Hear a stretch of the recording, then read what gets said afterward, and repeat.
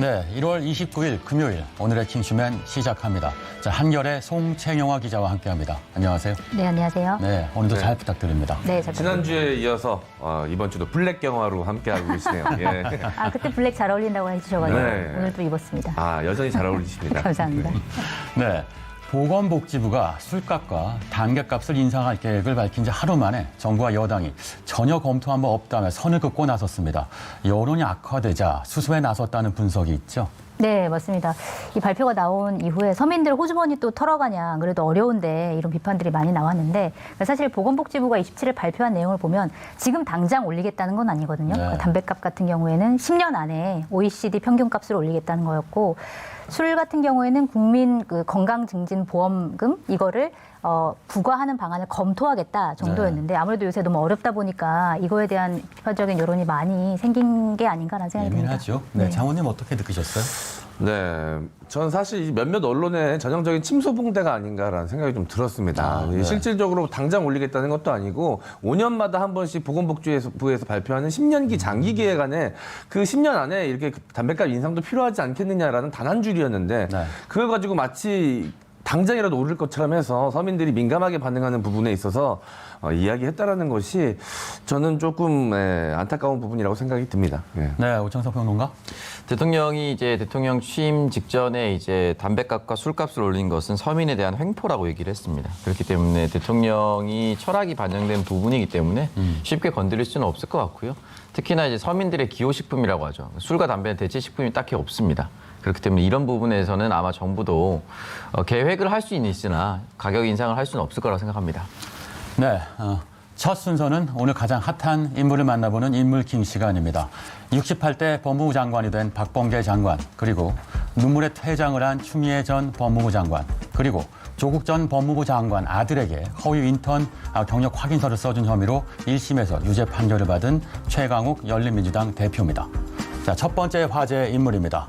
문 대통령 지난 27일 박범계 법무부 장관 후보자에 대한 임명안을 제거했습니다. 준비한 영상 보고 와서 이야기 나눠보겠습니다.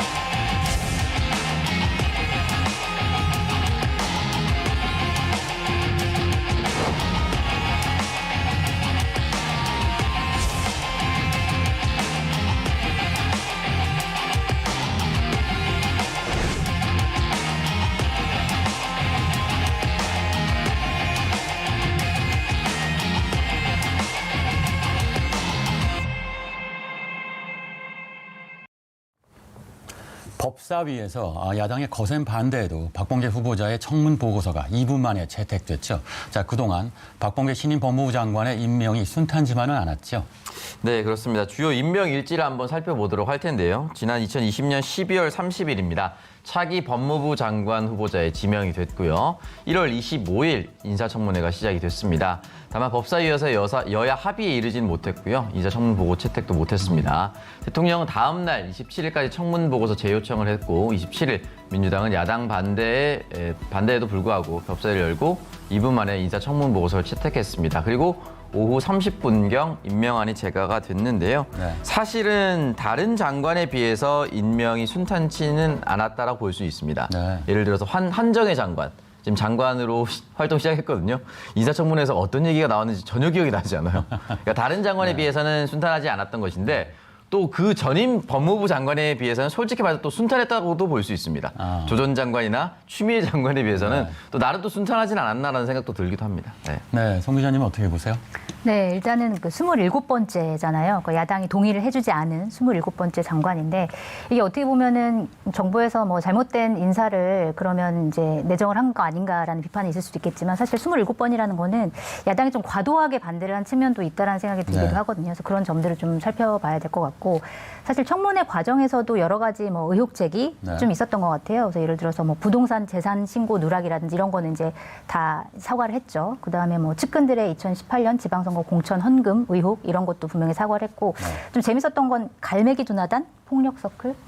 그래서 이 얘기가 나와가지고 아 네. 박범계 장관 같은 경우는 좀 인상이랑 너무 안 어울려가지고 네. 그래서 아 의외의 면이 있네 약간 이런 생각이 들긴 했는데 근데 어쨌든 야당이 반대를 한 거는 사실은 이런 도덕성의 측면보다는 그러니까 친문 인사라는 거 제2의 뭐 추미애다 뭐 이런 것 때문에 좀 더 반대를 한 게 아닌가 하는 생각이 듭니다. 네, 결국은 견제의 의미가 컸겠죠. 자, 국민의힘은 법무부 장관 임명에 대해 맹비난을 하고 있습니다. 네, 맞습니다. 먼저 주호영 국민의힘 원내대표는 지난 28일에 있었던 비대위 회의에서 이렇게 이야기를 했습니다. 기대는 하지만 이것도 역시나가 되지 않을까 우려될 뿐이다라고 언급을 했고요. 이종배 국민의힘 정책위 의장도 같은 회의에서 단독 처리 통보 후 청문 경과 보고서를 처리하는 데 걸린 시간은 단 2분이었다. 결국 문재인 대통령과 민주당은 추미애 시즌2를 선택했다라고 밝혔습니다. 네. 첫 일정은 많은 의미를 주기 때문에 상당히 많은 주목을 받게 됩니다. 박범계 장관 첫 일정, 동부 구치소였다고요? 네, 맞습니다. 보통 장관들이 임명이 되면 처음으로 가는 데가 현충원 참배거든요. 근데 굉장히 특별하게 그 박범계 장관 같은 경우에는 동부구치소에 가서 내가 코로나 방역을 살펴보겠다, 결국 민생을 챙기겠다라는 의미로 이제 동부구치소를 방문을 했는데 네. 아무래도 이제 동부구치소 사건이 터진 게 법무부가 방역에 좀 실패한 거 아니냐, 너무 관리를 잘못한 거 아니냐 이런 비판들이 굉장히 많이 나왔기 때문에 이런 것들을 좀 신경을 쓰겠다라는 메시지를 좀 주는 측면이 있고 또 추미애 전 장관이 이제 윤석열 검찰총장과 각을 세우면서 굉장히 이제 큰 갈등을 불러일으켰는데 한편으로는 이런 민생을 좀 잘 못 챙긴 거 아니냐 그런 것들을 신경을 쓰면서 이런 비판들이 좀 나왔기 때문에 나는 좀 다르게 민생을 위주로 좀 챙기겠다라는 메시지를 좀 주는 좀 차별화를 하는 그런 측면도 있는 것 같습니다. 네, 민생 메시지 언제나 중요하죠. 자, 동부구치소에서 예상 밖의 사람도 만났습니다. 김문수 전 경기도지사였는데요. 김 전 도지사, 왜 그곳에 있었던 겁니까? 네, 김문수 전 경기도지사 개인 방송을 진행 중에 있었다라고 얘기를 합니다. 이 박범계 장관의 인사청문회 그리고 박범계 장관의 주요 일정 동선을 체크하면서 따라다니면서 이제 개인 방송을 하고 있었던 것으로 보입니다. 그래서 입장하고 있던 이제 박범계 장관을 향해서 장관님 저 김문수입니다. 라고 관등 성명은 물어보질 않았던 것 같고요. 면담 좀 합시다라고 얘기를 했더니 거기에 대해서 박범계 장관이 이제 간단히 목례를 하고 들어갔다라고 얘기를 합니다. 네. 네, 가장 관심이 가는 건 아무래도 검찰개혁이 아닐까 싶습니다. 검찰개혁의 마지막 구원투수를 자처했던 박범계 장관이었죠. 첫 출근길에서 검찰 인사 문제를 언급했습니다. 함께 들어보시죠. 코로나19 방역이 민생이라는 그런 생각으로 오늘 동부구치소에 방문했고 앞으로 법무행정의 행동 축을 현장을 중심으로 한 민생에 좀 집중해야 되겠다 그런 생각을 갖고 있습니다. 제 구상이 있어 왔고 조금 전에 말씀드린 바와 같이 원칙과 기준을 좀 잘 다듬은 뒤에 윤석열 총장, 검찰총장과 만날 예정입니다. 네, 아무래도 다음 달로 예정된 검찰 고위급 인사가 박범계 장관의 의중을 파악하는 바로미터가 될 수 있을 것 같습니다. 전임 추미애 전 장관과 갈등을 빚었던 윤석열 검찰총장과의 관계가 새 국면을 맞이할 수 있을까요? 네, 아무래도 분석은 좀 추미애 전 장관 시절과는 약간 다를 것이다라는 분석들이 좀 많이 나오고 있는 것 같습니다. 그러니까 일단은 뭐 서울 동부구치소에서 얘기를 하면서 윤석열 총장과 만나겠다 원칙과 기준을 다듬은 다음에 뭐 물론 구체적으로 언제 어디서 만나겠다는 얘기는 안 했지만 그런 얘기를 했고요. 최근에 송광수 전 검찰총장을 만났는데 그때 이제 전 검찰총장이 장관과 총장이 협의를 통해 가지고 공정한 인사를 해라 이런 이제 덕담을 했는데 이제 이런 얘기를 들었다는 게 공개가 됐고 그다음에 작년에 추미애 전 장관이 인사를 하면서 이제 윤석열 참모들을 완전히 그러니까 윤석열 총장과의 협의를 하지 않은 채 참모들을 대거 이제 지방으로 좌천을 시켰잖아요. 이거 가지고 이제 논란이 좀 많았는데 이것과는 조금 다른 모습을 보여줄 것이다. 이게 일반적인 분석인 것 같습니다. 네, 검찰개혁이란 목표는 바뀌지 않았지만 방법은 달라질 것이다. 자, 오창석 의원은 어떻게 보세요? 네, 일단은 박범계 장관이 이제 임명될 때 본인 스스로를 이제 마무리 투수라고 얘기를 했습니다. 이 부분에 있어서는 이제 경기를 마무리 짓는다. 공수처 출범이 이제 3월, 4월에 완벽히 이제 구성이 짜여져서 출범이 될 것 같고요. 그리고 윤석열 총장 임기도 7월입니다. 7월 이후에 사실상 마지막 검찰총장이 임명되기 때문에 7월 전에 검찰총장 또 후보자 지명회가 있을 겁니다. 네. 그런 부분까지 다 마무리를 잘 짓겠다라는 것으로 풀이가 되고요. 사실 지금부터 법무부 장관이 전면에 나서 할 수 있는 건 별로 없습니다. 그렇기 때문에 마무리 작업, 말 그대로 마무리 투수로서의 역할을 잘 했으면 좋겠습니다. 네, 마무리 투수의 역할은 경기를 지키는 거겠죠. 자, 그래서 법무부 장관으로서 첫 일정을 시작한 박범계 장관한테 국민들이 가장 기대하는 게 뭘까요? 아무래도 검찰 개혁인데 이미 제도적인 부분은 어느 정도 갖춰져 있으니까 그 제도가 안정화되게 잘 움직이게 하는 것, 그게 아마 가장 국민들이 바라는 게 아닐까 싶습니다. 제도의 운용이다. 오찬성 의원은요? 네. 네, 저 역시 마찬가지라고 생각을 하고요. 이 제도를 잘 정착을 시키는 것, 그리고 이 부분이 잘 정착이 돼야만 대통령의 공약이 이행된 겁니다. 그렇기 때문에 대통령 공약 마지막까지 잘했으면 좋겠고, 저는 다만 이제 법무부 장관이 새로 또 임명될 일은 그런 건 없을 거라고 생각하는데, 장관 후보자에 대한 지명 청문회 같은 거는 계속해서 있을 건데, 아까 말씀하셨다시피 자서전에 나오긴 했지만 폭력 서클에 대한 내용이 질의가 있었어요. 네. 조수진 의원이 폭력 서클 가담 사실이냐, 때렸냐라고 물어봤을 때 박범계 장관이 중학교 2학년 때는 제가 맞았고요. 뭐 이런 식으로 얘기를 했거든요. 그러니까 이게 이런 장관 인사청문회 과연 우리나라에 왜 필요한 것인가라는 생각이 좀 들어요. 앞으로 이런 정도의 그 소소한 내용은 장관 후보자 임명 청문회에서는 좀 없었으면 좋겠습니다. 네. 자, 장훈님 어떻게 보십니까? 네, 사실 일상적인 삶을 살아가는 소시민들이 검찰 인사에 대해서 이렇게까지 관심을 갖고 알게 됐던 적이 있나 좀 싶거든요. 사실 굉장히 안타까운 사실이죠. 좀 앞으로는 그런 거 신경 쓰지 않아도 좀 잘 돌아가는 모습을 보고 싶어 할 것 같습니다. 아무래도 코로나19로 인한 피로도가 상당하기 때문에 네, 마무리 투수로서의 역할을 잘 해주시리라 믿습니다. 예. 네. 자, 공정하고 정의로운 사회구현을 위한 검찰개혁과 사법개혁이 숙제로 남겨진 상황입니다. 68대 법무부 장관으로서 첫 걸음을 시작한 박범계 장관의 행보를 기대해 봅니다. 자, 두 번째 인물킹입니다. 두 번째 인물킹의 주인공은 391일간의 법무부 장관직을 마친 추미애 전 장관입니다. 떠나면서도 검찰개혁을 강조했습니다. 들어보시겠습니다. 사문화되었던 장관의 검찰에 대한 민주적 통제 권한을 행사하여 검찰의 정상화를 촉구하는 분명하고도 불가역적인 역사적 선례를 만들어냈습니다. 개혁에 저항하는 크고 작은 소란도 있었지만 정의와 민주주의를 갈망하는 시대 정신의 도도한 물결은 이제 그 누구도 거스를 수 없는 것이 되었습니다. 이 자리를 빌려 검찰개혁의 소임을 맡겨주시고 끝까지 격려를 아끼지 않으신 문재인 대통령님과 온갖 고초를 겪으며 검찰개혁의 마중물이 돼주신 박상기 전 장관님, 조국 전 장관님의 헌신과 노고에 깊이 감사드립니다. 법무부 장관 추미애 시간이 끝났습니다. 마지막까지 검찰개혁을 강조하는 모습이었는데요. 1년 1개월의 임기 내내 검찰개혁의 선봉을 자처하고 공수처 출범 등 성과를 내기도 했죠. 네, 가장 어려운 시기에 법무부 장관이었다라고 저는 평가를 하고 싶고요. 그리고 가장 많은 일들이 벌어지기도 했었습니다.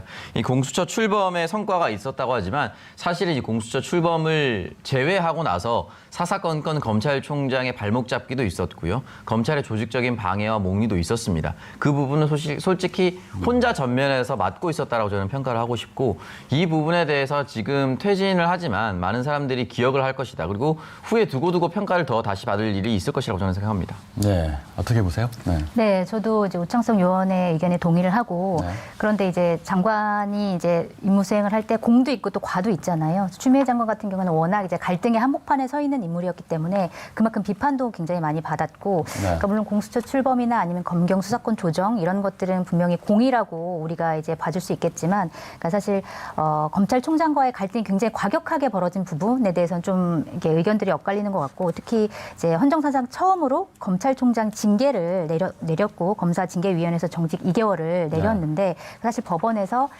윤석열 총장이 청구한 집행 정지를 인용을 했잖아요. 그렇기 때문에 절차적인 흠결이 약간 드러난 측면이 있었기 때문에 이런 것들을 이제 국민들이 어떻게 좀 판단을 할지에 대해서 좀 지켜봐야 될 것 같고, 그 다음에 이게 이제 장관으로서 굉장히 어려운 시기에 장관이 된 건 맞는데, 장관으로서 검찰을 다독이면서 개혁을 할 것이냐, 아니면 검찰을 내리누르면서 개혁을 할 것이냐, 이 부분에 대해서 추미애 전 장관은 이제 내리누르는 이것밖에 이제 방법이 없다라고 판단하에 이렇게 내리누르는 판단을 한 건데, 이거는 이제 양쪽 진영에 대한 평가가 좀 엇갈리고 있는 것 같은데, 어쨌든 갈등을 통해서 국민들의 피로감이 조금 굉장히 누적되어 왔던 건 사실이기 때문에 박범계 신임 장관이 이런 부분들을 조금 개선해 나가는 게 좀 필요하지 않을까라는 생각이 듭니다. 네, 비판도 지지도 크지만 성과가 분명하고 큰 장관이었다.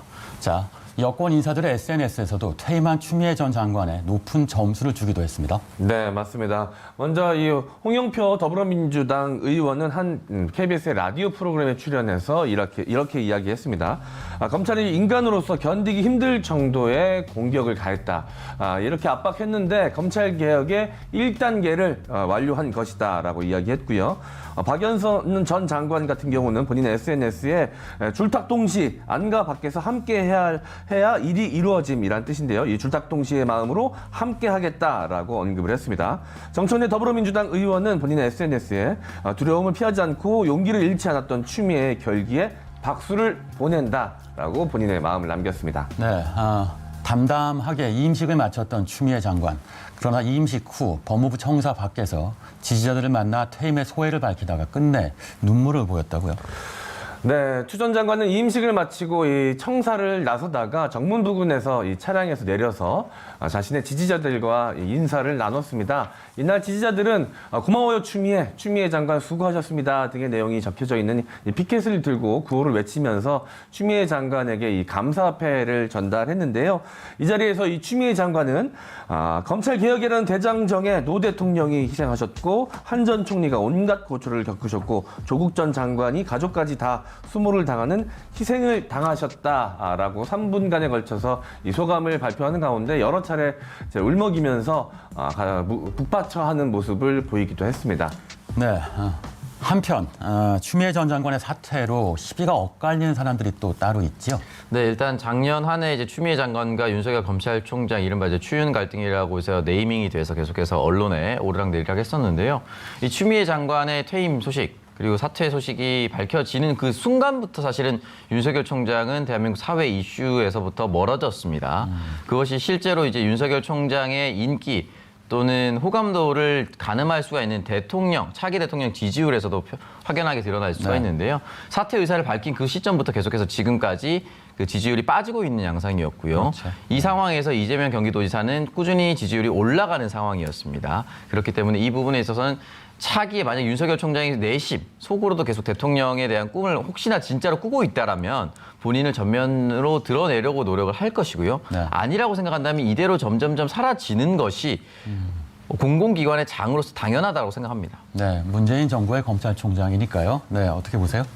네, 일단 이 지지율 변화를 보면 그러니까 윤석열 검찰총장의 인기가 결국은 추미애 전 장관의 힘입은 그런 인기가 아니었나라는 좀 생각이 드는데, 그러니까 약간 그런 거잖아요. 그러니까 야당 지지자, 그러니까 윤석열 지지자들이 보기에는 추미애 전 장관한테 굉장히 핍박받는 이미지, 피해자의 이미지로 굉장히 이제 많이 인식이 되었는데 그런 것들이 이제 반영되어서 이제 인기가 올라갔던 것 같고, 그러니까 사실 대선 주자들의 특징을 보면 어떤 태양 같은 사람이 있어요. 스스로 빛나는 사람. 그래서 시대 정신이 무엇인지를 알고 그 시대 정신에 맞게 자기의 정치력을 발휘하는 사람이 있고 그런 사람이 보통 대통령이 되죠. 근데 이제 반면 이제 지지율은 높지만 달 같은 사람이 있어요. 누군가의 빛을 받아서 그걸 반사시키면서 자기의 이제 존재력을 뽐내는 사람이 있는데, 그러니까 윤석열 검찰총장의 경우에는 이 지지율을 봤을 때 아직까지는 좀 달 같은 사람이기 때문에 그러니까 정치인으로서 역량을 보여준 적은 없잖아요. 그렇기 때문에 앞으로 좀 대선 주자로서의 그 지지율은 계속 더 내려가는 일이 많지 않을까라는 생각이 좀 듭니다. 네, 윤 총장은 과연 태양 같은 사람일까요? 달 같은 사람일까요? 별은 과연 보일까요? 자, 지난 27일 윤석열 검찰총장의 정직과 해임 요구 처분과 관련해 제기됐던 국민청원 3건에 대해 청와대가 입장을 내놨죠. 네, 맞습니다. 이 세 가지 청원 모두 어느 정도 좀 가닥이 나와 있는 상황이긴 했는데요. 청와대는 27일 윤석열 검찰총장 징계 관련 및 추미애 법무부 장관 재신임 요구 국민청원 이 3건에 대한 답변이라는 제목의 서면을 통해서 지난해 윤석열 검찰총장 징계위원회 회부에 대해 검찰총장 해임을 촉구하는 청원이 37만여 명, 검찰총장의 징계를 반대하는 청원이 34만여 명, 그리고 추미애 법무부 장관의 재신임을 요구하는 청원이 42만여 명의 동의를 얻었다라고 설명하면서 이 청원에 대한 답변을 내놓았습니다. 윤석열 해임권에 대한 청원에 대해서는 진행 중인 행정소송을 통해 가려질 것이라는 내용의 답변을 내놨고요. 윤석열 징계 철회 및 해임 반대에 대해서는 지난 12월 24일 서울행정법원이 효력정지 청문을 인용함에 따라 윤석열 총장은 현재 직무를 수행하고 있다라고 답변을 했습니다. 추미애 장관 재신임 요구에 대한 청원에 대해서는 권력기관 개혁을 추진해온 추미애 법무부 장관은 12월 16일 사직 의사를 표명했으며 문 대통령은 12월 30일 신임 법무부 장관으로 박범계 의원을 지명했다라고 답변을 내놓았습니다. 네. 추미애 전 법무부 장관이 장관직에서 물러나면서 당연히 다음 행보에 관심이 쏠리고 있습니다. 여권의 대권 레이스에 뛰어들 가능성 어떻게 보세요? 네. 네, 일단 뭐 대선 레이스에 돌입하려면은 4월 이제 재보궐 선거 끝나고 나야만 가능할 것 같은데요. 저는 지금 당장 재보궐 선거에 뛰어들긴 좀 어렵다고 생각을 하고요. 지금 뭐 지지 유세라든지 지원 연설을 해줄 거라고 생각하는데 이 부분도 아마 최대한 축소해서 움직이지 않을까라고 생각이 듭니다. 이 부분에서 법무부 장관으로서의 검찰개혁의 임무를 완수했다. 또는 검찰개혁에 앞장섰다라는 것이 서울시장 후보와 부산시장 후보와는 사실은 조금 먼 겁니다. 국가 전체의 비전과는 맞닿아 있는 거지만 그렇죠. 보궐선거 지자체장과는 조금 괴리감이 있기 때문에 이 부분에 있어서 어떻게 하는 것이 도움이 될 것인가. 그러니까 원래 더불어민주당의 당대표였기 때문에 관심은 가나 어떤 방법이 도움이 될지 조금 더 고심할 것으로 보이고요. 대선 레이스에 돌입할지 안 할지도 조금 더 지켜봐야 될 것 같습니다. 송 기자님은 어떻게 보시나요? 저는 결국 대선 레이스에 뛰어들지 않을까라는 생각을 하는데요. 그러니까 이게 이번 대선이든 아니면 차기 대선이든 그러니까 어쨌든 뭐 누구나 정치인의 꿈은 다 대통령이니까요. 그리고 지금 추미애 전 장관 같은 경우는 대선 레이스에 뛰어들 것이다라는 예상도 나오고 있는데 뭐 최근에 보도를 보니까 친문 인사들 사이에서 그러니까 모든 잠룡들을 다 링 위에 올려야 된다. 그래서 13룡 등판론 이런 것들이 막 흘러나오고 있다는 보도가 나오는데 제가 좀 시간이 없으니까 직함을 떼고 13명이 누군지 한번 13명. 말씀드리면 13명. 이낙연, 이재명이 있겠죠. 네. 네, 정세균, 임종석, 김경수, 김두관, 추미애, 김부겸, 이광재, 최문순, 박용진, 양승조, 이인영 이렇게 13명인데요. 이 중에서 추미애 전 장관이 유일한 여성입니다. 그러네요. 이런 것들은 굉장히 큰 강점이 될 수 있는 거고 그다음에 또 출신이 대구 경북 출신이다 보니까 이런 것도 이제 민주당의 외연을 넓히는 데 있어서 어느 정도 이제 능력을 발휘할 수 있는 밑바탕이 되긴 하는데 다만 이번에 법무부 장관을 거치면서 약간 핵심 지지층을 모으긴 했지만 외연을 확장하기에는 약간 좀 애매한 왜냐면은 그 워낙 그 지지층이 공고하고 그다음에 이제 워낙 세게 나갔기 때문에 중도층 외연 확장을 하는 데 있어서는 그렇게 큰 도움이 되지 않는 행보였거든요. 그렇기 때문에 앞으로 이 외연 확장을 어떻게 하느냐가 굉장히 중요한 과제가 될 것 같습니다. 알겠습니다. 자, 67대 법무부 장관에서 이제 평범한 시민이자 정치인의 한 사람으로 돌아온 추미애 전 장관. 앞으로의 행보에 궁금증과 기대가 앞섭니다. 자, 마지막으로 전해드릴 오늘의 인물은 최강욱 1심 유죄입니다. 조국 전 법무부 장관의 아들에게 허위 인턴 확인서를 발급해준 혐의로 재판에 넘겨진 최강욱 열린민주당 대표가 1심에서 유죄 판결을 받았죠. 자, 먼저 1심 판결에 대한 최 대표의 입장 함께 듣고 오시죠. 저는 진실을 밝힘으로써 검찰의 공소권 남용을 견제하고 또 그 역할을 법원에 가진 권한으로 충분히 하실 수 있다고 봤지만 1심 재판에서는 허사였던 것 같습니다. 즉시 항소해서 진실을 밝히기 위해서 노력하고 재판부도 인정한 것처럼 주말과 휴일에 나와서 일을 한 것, 또 체험 활동을 한 것, 이것이 정말 취직을 준비하는 인턴을 전제로 한 확인서에 해당하지 않기 때문에 허위라고 볼 수밖에 없는 것인지 그것이 상식에 부합하는 것인지 상급심의 현명한 판단을 구하겠습니다. 네, 최 대표. 1심 결과에 약간 당혹스러워하는 느낌이 분명한데요. 자, 우리 의원들 어떻게 보셨나요? 네, 아무래도 뭐 눈 내리는데 막 눈 맞으면서 또 얘기를 하니까 조금 더 힘이 빠져 보이고 목소리도 힘이 빠져 보이는데 아무래도 이제 그러니까 금고형 이상 1심이긴 하지만 금고형 이상이기 때문에 이게 대법원에서 확정이 되면 이제 의원직을 잃는 거잖아요. 그렇기 때문에 아무래도 많이 당황을 하긴 했겠죠. 네, 오찬성 의원은 어떻게 보셨나요? 네, 처음부터 이제 공소권 남용이라고 이런 얘기를 계속해서 해왔는데 재판부의 판단이 검찰이 제기했었던 공소 사실과 거의 일치하게 끝나버렸습니다. 이 부분에 대해서는 최강욱 대표 입장에서는 굉장히 억울할 수밖에 없을 것이라고 저는 생각이 들었고 네. 기본적으로 이제 정범이 아니었습니다. 그러니까 정범이라고 하는 것은 범죄 실행 행위를 한 자입니다. 그러니까 결국은 이 인턴서를 발급받아서 직접적으로 이용한 사람은 최 대표가 아닙니다. 그러니까 그 부분에 있어서 최 대표에게 이렇게 높은 형량이 나왔다. 그러니까 금고형 이상이 나왔다는 것에 대해서 유감을 표명할 수밖에 없었을 거라고 생각합니다. 이번 유죄 판결이 여러 면에서 많은 이야기를 양산해내는 만큼 관계된 검찰, 최강욱 대표 그리고 재판부의 목소리도 각각 달랐을 것 같은데 한번 짚어주시죠.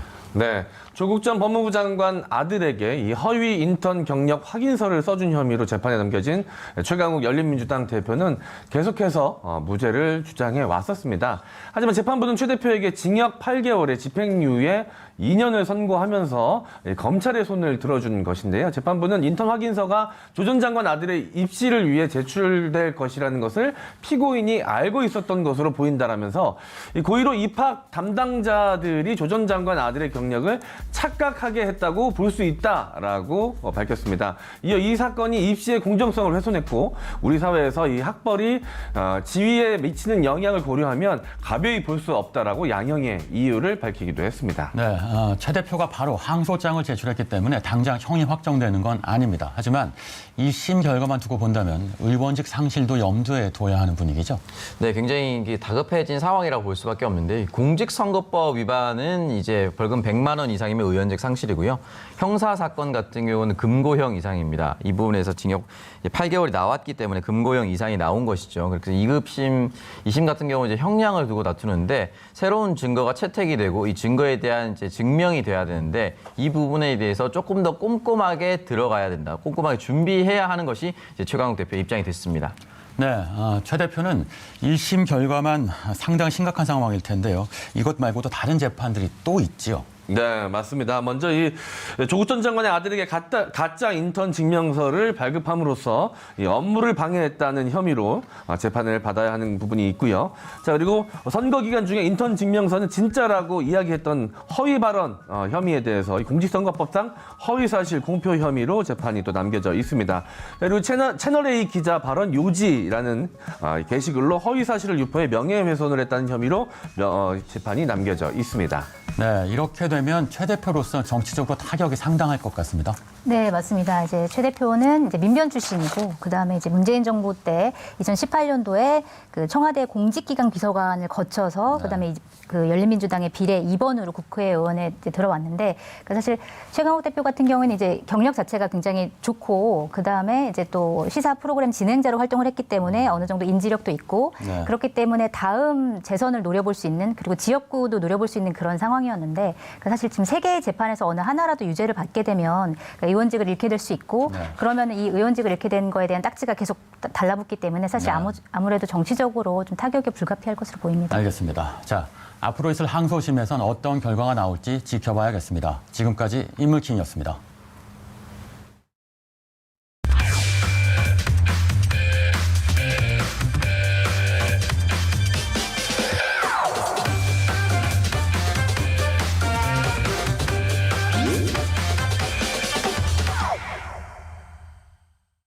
네, 킹슈맨의 우정 담당 저 MC 장원과 오창석 요원의 환상 호흡을 보여드리겠습니다. 티키타카 뉴스 오늘의 주제 공개합니다. 내 일자리 빼앗는 너 누구냐? 입니다. 자, 지난해 코로나19 여파로 사라진 전 세계 일자리 개수가 2억 개가 넘는 것으로 나타났습니다. 코로나19로 일자리를 구하기 쉽지 않은 요즘 또 다른 경쟁자가 나타났다라는 이야기인데요. 자, 누구냐뇨? 너는요? 녀라는요? 로봇입니다. 예. 네, 맞습니다. 국제로봇연맹이 최근 자료를 발표했는데요. 우리나라는 제조 분야에서 작업자 1000명당 85.5대의 로봇을 운영하고 있다라고 하는데요. 이 3위인 일본에 비해서 이제 2배 이상 차이가 날 정도로 로봇의 보급이 빠르게 그리고 많이 일어나고 있는 것인데요. 27일 한국은행이 공개한 산업용 로봇 보급이 고용에 미치는 영향에 따르면 평균 로봇 침투도가 한 단위 상승할 경우에 해당 산업의 종사자 수는 증가율이 약 0.1%포인트 낮아지는 것으로 나타났다고 합니다. 그만큼 로봇이 많이 자리 잡을수록 현장에서 직접 일하는 국민, 그러니까 작업자, 노동자 수는 줄어들 수밖에 없다라는 것입니다. 네, 일자리가 계속해서 왜 이렇게 줄어드나 했더니 이 로봇들이 사람들을 대신해서 한 자리씩 또 차지를 하고 있었던 부분도 있었네요. 그런데 이제 산업 현장뿐만 아니라 우리의 일상 속에도 이 로봇이 깊게 침투를 했다라고 합니다. 이 로봇이 치킨을 튀기기도 하고요. 서빙도 하고 이 디저트로 커피 한 잔까지 직접 로봇이 갖다 주기도 하면서 사람의 손을 거쳤던 이 모든 과정이 이제 로봇의 손에서 이루어진다라고 합니다. 자, 이렇게 로봇이 우리의 일상에 침투하게 된 건 바로 이 코로나19 여파로 사람 간 접촉이 없는 비대면 서비스가 늘어났기 때문이라고 하는데요. 혹시 우리 요원들 중에 이런 로봇이 있었으면 좋겠다라고 생각하신 것들이 좀 있으십니까? 네. 저는 이제 치킨을 튀기거나 이렇게 대규모로 하는 활동 같은 경우는 이제 로봇이 하기도 하고 제가 호주에서 아르바이트를 할 때는 김밥을 마는 기계도 있었거든요. 네. 근데 저는 가정식을 만들어주는 기계가 좀 만들어졌으면 좋겠어요. 집에서 되게 별건 아니지만 네. 국을 끓여준다거나 네. 찌개를 만들어준다거나 이런 부분 네. 로봇이 보급되면 너무 좋을 것 같습니다. 아, 그렇군요. 많은 부분들이 또 이 집에서 음식하는 거에 대해서 불편해 하시니까 네. 큰 도움이 될 것 같기도 합니다. 우리 송채경화 기자께서는 뭐 로봇 이런 거 있었으면 좋겠다 하시는 게 저는 있습니까? 옛날부터 꿈꾸던 로봇이 있었어요. 네. 씻겨주는 로봇.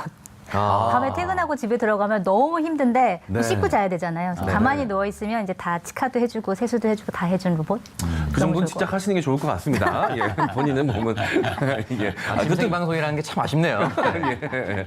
네, 저는 이제 분리수거 할 때 굉장히 좀 불편함을 느끼고 번거로움을 느껴서 이 분리수거를 좀 대신 해주는 로봇이 있었으면 좋겠다라는 생각을 좀 해봤던 적이 있습니다.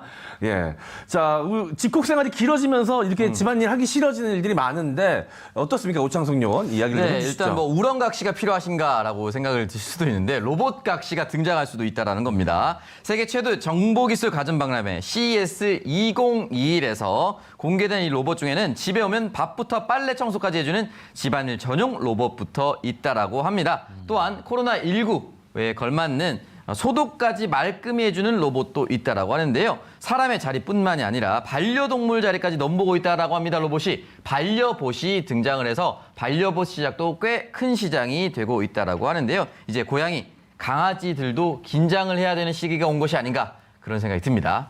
네, 알겠습니다. 이 부부싸움의 또 가장 많은 원인을 차지하는 것 중에 하나가 이게 가사분담 문제이기도 한데 로봇이 이런 것들을 좀 대신해주면 부부싸움도 좀 줄어들지 않을까라는 생각이 들고요. 방송인인 우리도 우리의 자리를 로봇이 대신하는 건 아닐까라고 불안하기도 한데요. 사실 예, 로봇이 대체하기 가장 힘든 직업이 바로 이 개그맨입니다. 예, 그래서 저는 좀 편안한 마음을 갖고 계속 이 자리를 좀 지켜보도록 하겠습니다. 하지만 이 오창석 요원 자리는 좀 위험하다는 생각이 들기도 하는데요. 예, 오창석을 대신한 AI 로봇이 오지 않을까 생각이 들기도 합니다. 로봇이 아무리 닭을 잘 튀기고 커피를 잘 내린다고 해도 장인의 손맛을 따라갈 수는 없겠지요. 자, 우리의 입담 또한 따라갈 수 없을 것이라고 생각이 듭니다. 절대 로봇에게 자리를 넘겨줄 수 없다는 각오로 올해도 열심히 한번 달려보도록 하겠습니다. 송채경화 기자와는 여기서 인사를 드리도록 하겠습니다. 자, 지금까지 MC 장원과 오창석의 티키타카 뉴스였습니다.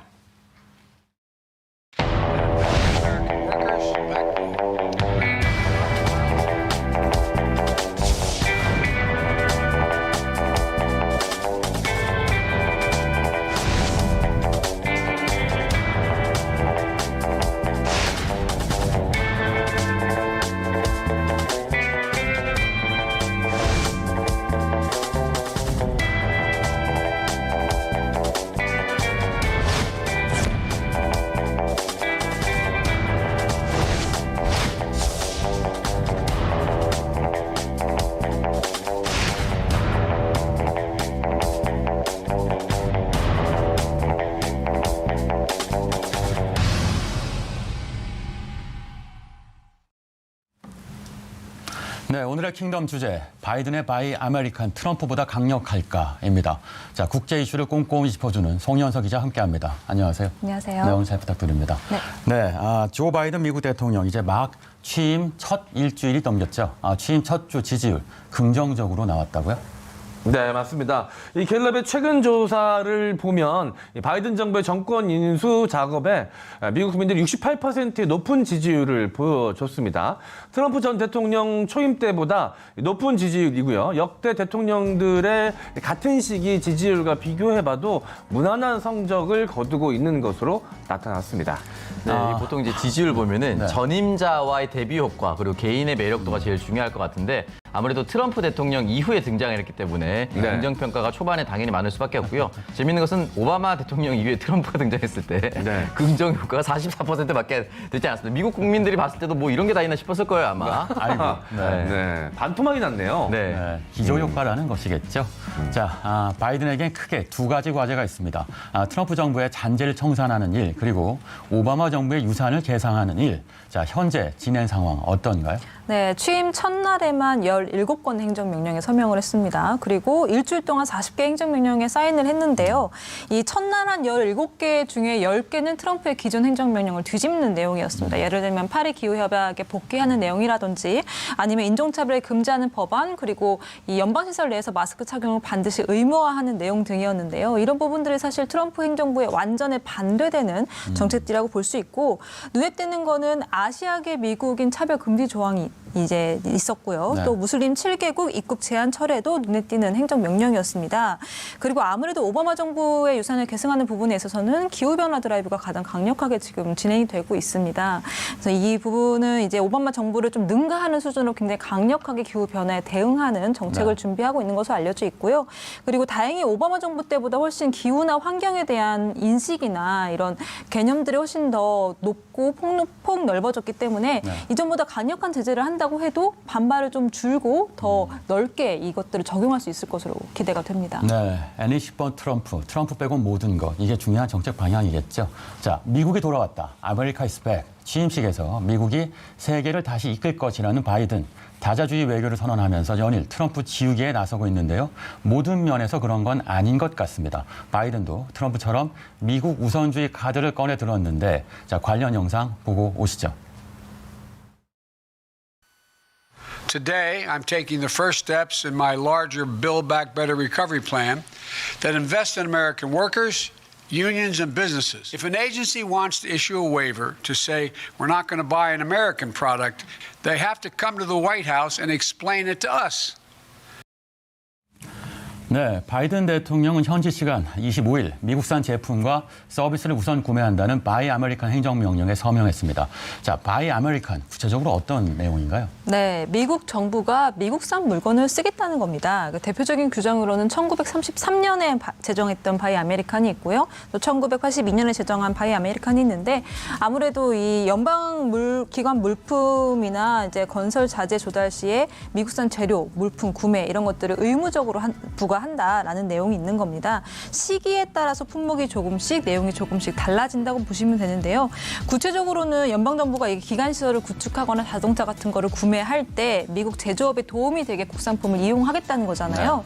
그래서 미국 정부가 미국 납세자의 돈으로 미국 노동자와 기업이 만든 물건을 사는 겁니다. 그래서 기존에 있던 좀 규정을 보완하고 또 엄격하게 이런 부분들을 좀 규제하는 부분이 있고요. 또 백악관이 이런 제도를 직접적으로 운영하겠다는 내용도 함께 포함이 되어 있습니다. 연방 정부가 매년 구입하는 그 서비스나 상품의 규모가 우리 돈으로 661조 원 정도 되는데 이 중에 3분의 1 정도에 해당하는 220조 원 정도가 이 바이 아메리칸에 해당이 될 것으로 보입니다. 네, 들어보니까 트럼프 전 대통령의 미국 우선주의, 그러니까 아메리카 퍼스트와 비슷해 보이는데요. 네, 맞습니다. 이게 아무래도 미국 제조업계가 그동안 뭐 아시아나 중국 시장이 많이 밀려서 고전을 면치 못하는 부분들이 있었기 때문에 트럼프의 조치 때처럼 약간 좀 희소식이 될 수도 있습니다. 미국 입장에서는. 그런데 이렇게 미국 것만 쓰겠다는 바이 아메리칸의 자체가 세계무역기구 협정에 좀 위반된다는 의견도 있고 또 트럼프의 보호주의나 미국 우선주의와 대척점이 있는 게 절대 아니다라는 지적도 있기 때문에 네, 저희 동맹 입장에서는 좀 지켜봐야 되는 부분들이 있습니다. 다시 보호무역주의로 돌아가는 걸까요, 오창석 의원? 네, 일단은 뭐 당분간은 그렇게 기조를 정한 것처럼 보이는데요. 과연 절대적으로 배척을 할 수 있을 것인가라는 생각이 좀 듭니다. 예를 들어서 현대전기자동차, 현대나 기아자동차 같은 경우는 미국에 또 공장을 짓겠다라고 얘기를 했거든요. 그것이 과연 한국 기업에 무조건 절대적으로 불이익으로 돌아올 것인가는 좀 더 따져봐야 됩니다. 그렇기 때문에 일단 공장을 설립을 미국에 하라라는 것은 이제 바이 아메리칸처럼 보이긴 하지만 그 후에 파급 효과가 정말 동맹국들에게 불이익만 갈 것인가는 조금 더 지켜봐야 될 것 같습니다. 네, 일단 이번 조치는 급격한 세계화의 바람 앞에 고전을 거듭해온 미국 제조업계의 호재에 작용하겠죠. 자, 여기 트럼프의 지지 지지층까지 흡수하겠다는 뜻도 담겨 있다고 하던데 한번 짚어주시죠. 네, 트럼프의 색깔이나 톤을 좀 비슷하게 유지해가는 것 자체가 이제 새 행정부가 트럼프의 지지층도 흡수해가면서 이제 연착륙하는 과정에 좀 도움을 줄 것으로 보이는 부분도 있고요. 또 민주당의 전통적인 지지층이 노동자층입니다. 그런데 코로나19로 피해를 입은 계층도 사실 노동자 계층이거든요. 그렇기 때문에 바이든 대통령의 지지층도 이렇게 미국 우선주의를 완전히 배제하고 갈 수는 없는 입장인 거죠. 사실 트럼프 전 대통령의 이런 발언을, 그러니까 미국 우선주의 발언을 연상케 하는 부분들이 분명히 있긴 하지만 이 바이든의 바이 아메리칸 같은 경우는 관세 폭탄이라든지 무역 확장법 같은 트럼프의 굉장히 일방적이고 공격적이었던 이런 방식을 취하기보다는 강도나 포인트 면에서 조금 덜 할 것이다라는 그런 관측이 많고요.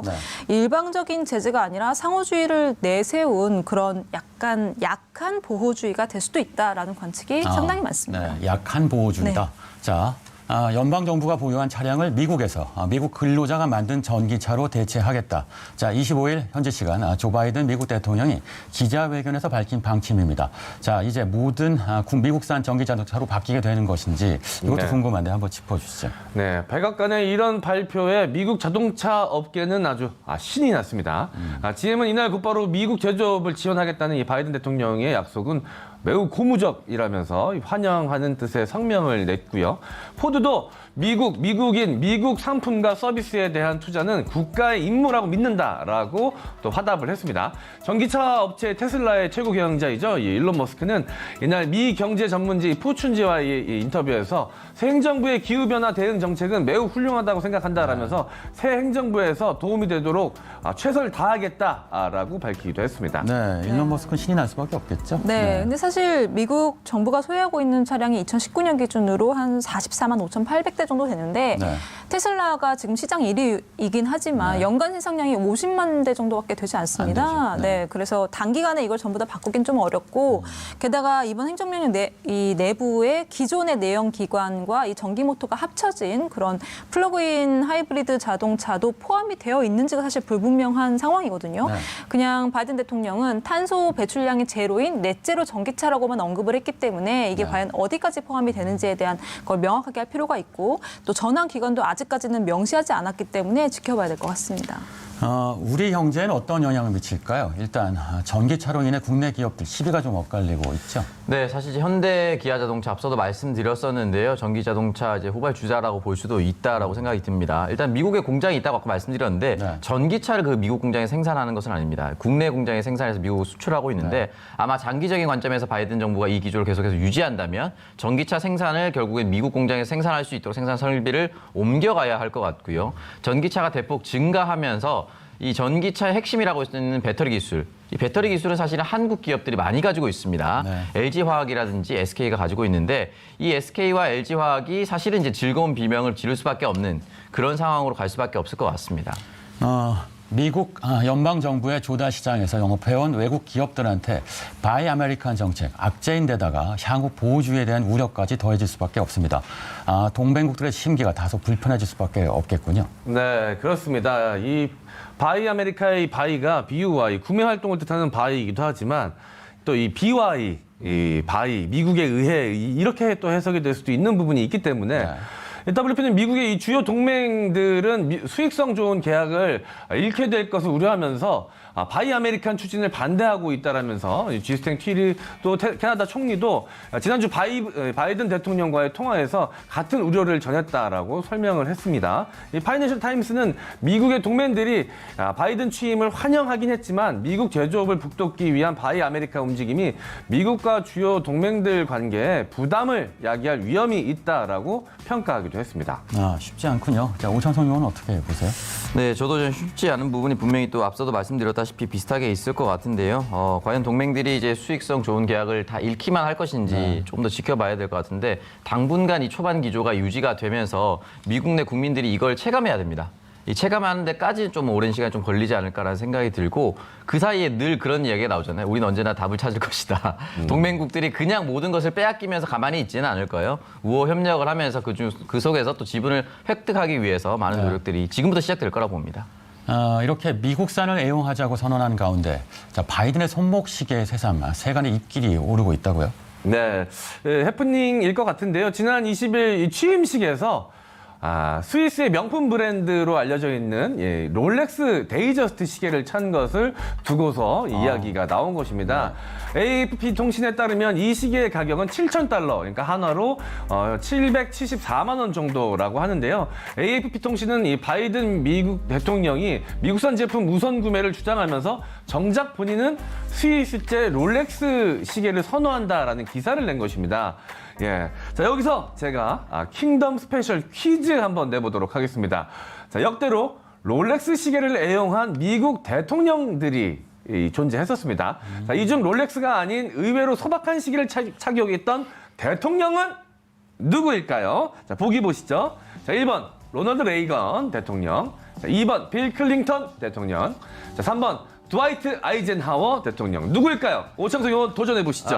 사실 이제 이 정답 모릅니다. 그냥 유추를 해볼 수밖에 없는데 네. 레이건 대통령도 배우 출신이지 않습니까? 네. 주변에서 명품 협찬이나 이런 거 많이 봤을 겁니다. 그래서 사람이 이게 견물생심이라고 보면 마음이 끌릴 수밖에 없어요. 네. 그리고 아까 지금 방금 사진에 나왔지만 네. 이 지금 소매가 좀 달라요. 좋은 거로 집어놨더라고요. 네. 그래서 보면 분명히 명품에 관심이 있었을 거라고 생각이 들고요. 네. 근데 나머지 2명입니다.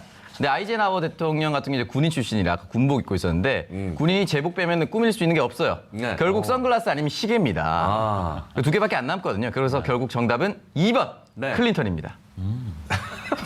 네. 어이없지만 어떻게든 또 정답으로 갑니다. 네, 맞습니다. 이 역대로 롤렉스 시계를 애용한 대통령은 드와이트 아이젠하워, 그리고 린든 존슨, 로널드 레이건 전 미국 대통령 등이었는데요. 이와 달리 이 빌 클린턴부터 트럼프 이전의 대통령들은 저가나 미국산 시계를 선호했다라고 합니다. 이 클린턴 전 대통령은 저렴한 가격으로 이 대중적인 타이맥스 아이언맨 시계를 착용했다라고 하네요. 네, 트럼프 지역에 본격적으로 나서는 바이든 행정부. 그러나 미국 우선주의처럼 전임 행정부의 정책을 일부 받아들이는 분위기입니다. 또 다른 사례가 대중국 압박이죠. 맞습니다. 이 코로나19 바이러스 기원에 대한 조사나 화웨이 장비에 대한 이야기나 기후변화 이렇게 굉장히 다양한 방면에서 지금 중국을 압박하고 있는 모양새인데요. 네.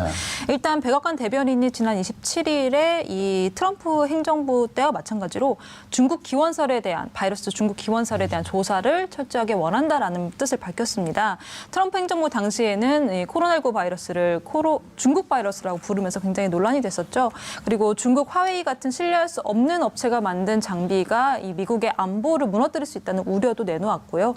그리고 특히 이제 5G 기술을 둘러싼 중미 갈등이 굉장히 심했습니다. 사실 모든 관세 폭탄이라든지 무역 전쟁들이 이 IT 기술을 중심으로 이렇게 발발했다고 볼 수도 네. 있는데 그럴 정도로 트럼프 행정부 때 굉장한 갈등을 겪었는데 이런 부분들이 고스란히 바이든 행정부에서도 이어지고 있는 모양새입니다. 네.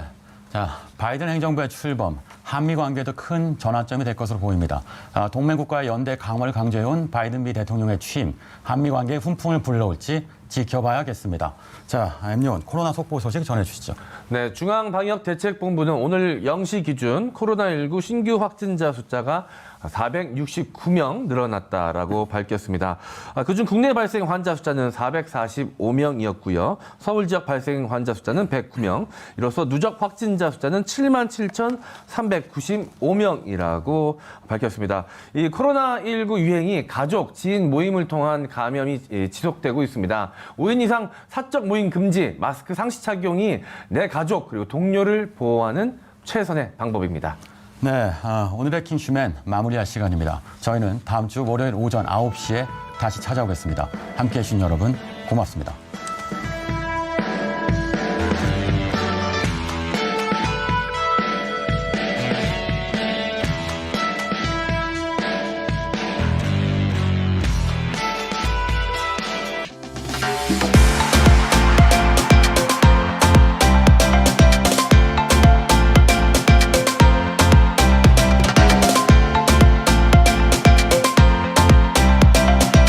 TBS